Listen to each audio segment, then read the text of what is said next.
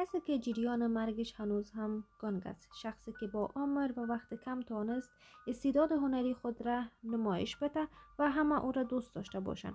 فردی که شهرت و موفقیتش به اندازه زیاد بوده که مجبور شدن او را از سر راه خود دور بکنند. شخصی که در زندگیش نام افراد به زبان میآید که شک بالای یک قتل سازماندهی شده را بیشتر میکنه، مثل داود ابراهیم، ساجد نادیادوالا و همچنان مافیای سینمای هند. کسی که گفته میشه در جریان شوتینگ فیلم روحش در داخل بدن شیری دیوی بوده. दिव्या भारती अगर वो मर नहीं जाते तो सबका वो फेल कर देते. در سال 1974 دختر تولد میشه که اسمش را دیویا میگذارن. دیویا یک دختر زیبا مثل گودی بود که از طفولیت شوق به درس و تحصیل نداشت و همیشه به آهنگهای شیر دیوی رقص میکرد و او را بسیار دوست میداشت. نام پدرش پرکاش و نام مادرش میتا بهارتی است و یک خواهر به نام پونام و یک برادر به نام کونال داشت و به زبانهای هندی، انگلیسی و مراتی تسلط داشت. دیویا از طفولیت علاقه به درس و تحصیل نداشت. از همین رو بعد از اتمام صنف نهم درس را ادامه نداد و آغاز به دنبال کردن کورس‌های رقص و بازیگری شد. یکی از اتفاقات جالب هم این است که فرهان اختر و شرمن جوشی از بازیگران مشهور سینمای هند هم‌صنفیان دوران مکتب دیویا بودند. دیویا بعد از صنف نهم کار مدلینگ را آغاز میکنه و زیبایی خیره کنندش باعث میشه همه مجذوب بشوند، به حدی که برادر گویندا یعنی کریتی کمار که از جمله کارگردانای مشهور دوران خودش بود جذب زیبایی او میشه. چون علاقه دیویا به سینمای هند روز به روز زیادتر میشد، از این خاطر بر خرید فیلم به ویدیو لایبرری و یا هم اتاق فیلم میره که در اون زمان در اتاق فیلم ها خرید و فروش میشد. در اونجا با شخصی به نام کریتی کمار یعنی برادر گویندا آشنا میشه و کریتی کمار براش پیشنهاد بازیگری در فیلم رادا کا سنگم را میده، اما به دلیل های نمیتونه در این فیلم نقش بازی کنه و نقشش به بازیگر دیگه داده میشه و گفته میشه که چون گویندا و دیویا در رابطه عاشقانه با هم دیگه قرار داشتن، این مسئله باعث شد که کریتی کمار نخواست دیویا در این فیلم نقش بازی بکنه. به خاطر شباهت بسیار زیاد دیویا به شیر دیوی او پیشنهادات بسیار زیاد را در فیلم های مختلف به دست می‌آورد، اما به دلیل نامعلوم باز هم نمیتونست او فیلم ها نقش بازی بکنه.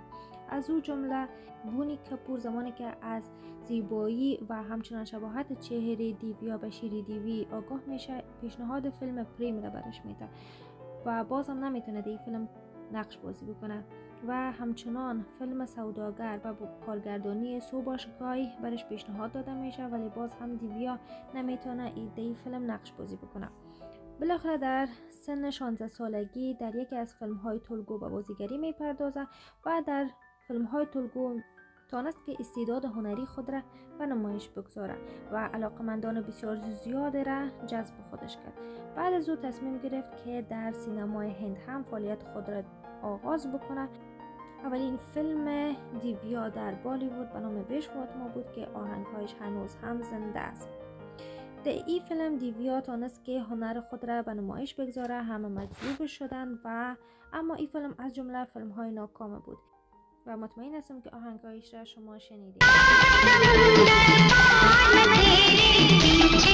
بعد از آن فیلم دل کا کیا قصور با بزرگ عرضه شد و بعد در فیلم به نام شولا و شبنم کار کرد که بهترین فیلم و یکی از فیلم های کامیاب زمان خودش بود. در این فیلم دیویا با گویندا هم بازی بود، اما توجه همه به دیویا بود چون هم زیبایی صورتش و همچنان هم استعداد وافرش باعث شد که همه مجذوب او شوند.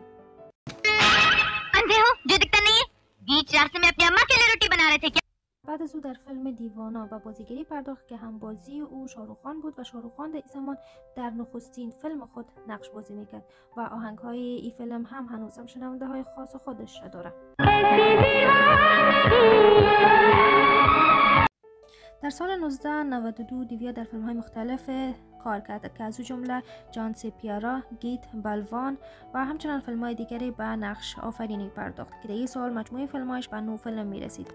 دیویا در زمان تصویربرداری فیلم شولا اور شبنم با شخصی به نام ساجد ناجی والا آشنا میشه. ساجد دوست گووندا بود و اینها در ست فیلم با هم دیگه آشنا میشن و آهسته آهسته روابط دوستانیشون به عشق و حتی ازدواج تبدیل میشه. دیویا ساجد را بسیار زیاد دوست می داشت و در این زمان به خاطر که میخواستن با هم ازدواج بکنن ولی فامیلایشان با اینا مخالفت داشتن. ساجد و دیویا در سال 1992 با هم ازدواج میکنن، اما در محکمه و پنهان از همه. دیویا به خاطر ازدواجش دین اسلام را میپذیره و اسمش را از دیویا به سنا تبدیل میکنه، اما به خاطر عمر کم خود ازدواج خود را از همه پنهان میکنه.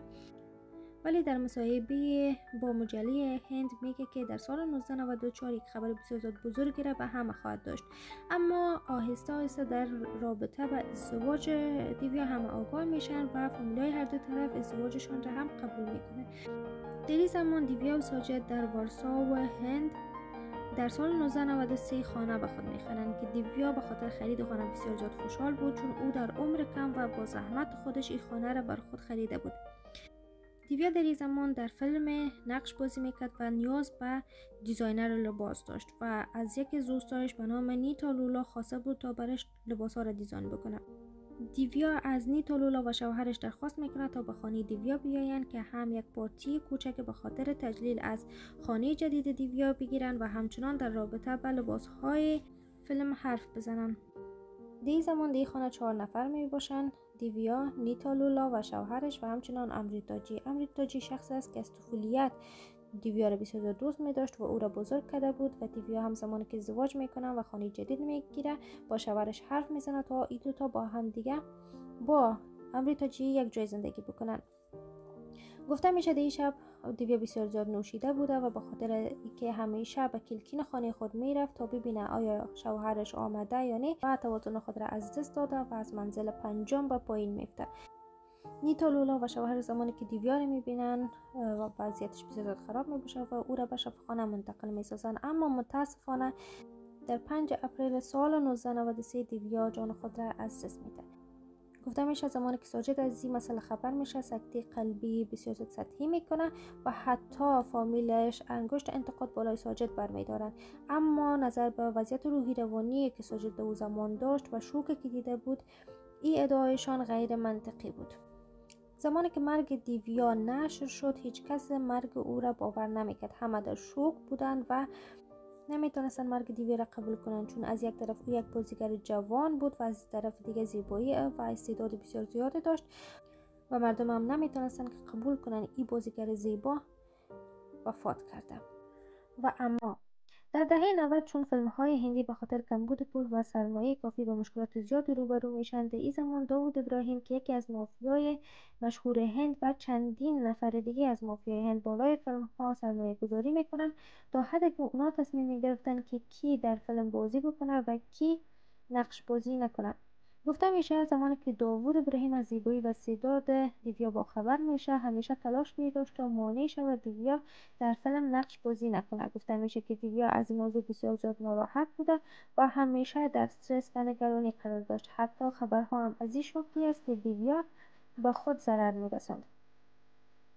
نظر به اتفاقاتی که در زندگی دیویا افتید، ازدواج با ساجد، آینده روشن او در سینمای بالیوود، شهرت بی‌سابقه یک دختر 19 ساله که خود یک ریکار در عرصه صنعت بازیگری است، خریدن خانه قبل از مرگ، اینا همه سوالاتی را برای ما به وجود میاره. در آپارتمانی که دیویا برای خود خانه میخرد تمام آپارتمان دارای رسیف‌های دارای پس شب بدون خانه دیویا و همیشه پایین بلاک یک باد و موتر استاده بود که در روز مرگ دیویا هیچ باد و موتر استاد نبود و همچنان اظهارات میمانان دیویا همگانی نشد.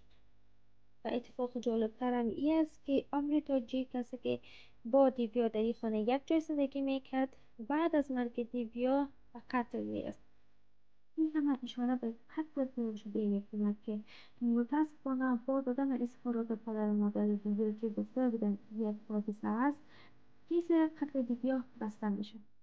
ساجد هم بعد از مرگ دیویا ازدواج میکنه، اما باز هم پدر و مادر دیویا را با خود یک جا نگه میداره و در هر محفلی با هم یک جا میرن.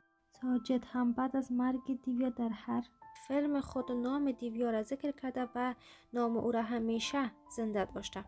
بعد از مرگ دیویا گفته میشه که تمام فیلم های دیویا به شیری دیوی داده شده چون شباهت چهرهشان بسیار زیاد بوده و شیری دیوی هم در زمان ثبت تصویر فیلم اکت های مشابه به دیویا و کاملا غیر ارادی رفتار میکرد که گفته میشه شاید روح دیویا در بدن شیری دیوی باشه و دیویا این گونه از صحنه فیلم و بازیگری دور میشه.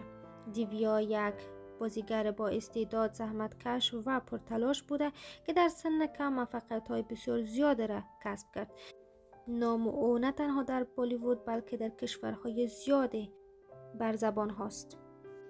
و آهسته رسیدیم به بخش آخر برنامه. تشکر میکنم از اینکه برنامه ما را تا آخر بیننده و شنونده بودین. امیدوارم که محتوای برنامه خوشتان آمده باشه و اینکه در رابطه با کدام شخصیت ویدیو بعدی را بسازیم شما بر ما در بخش کامنت بگذارین و ویدیو را با دوستایتان هم شریک بسازین.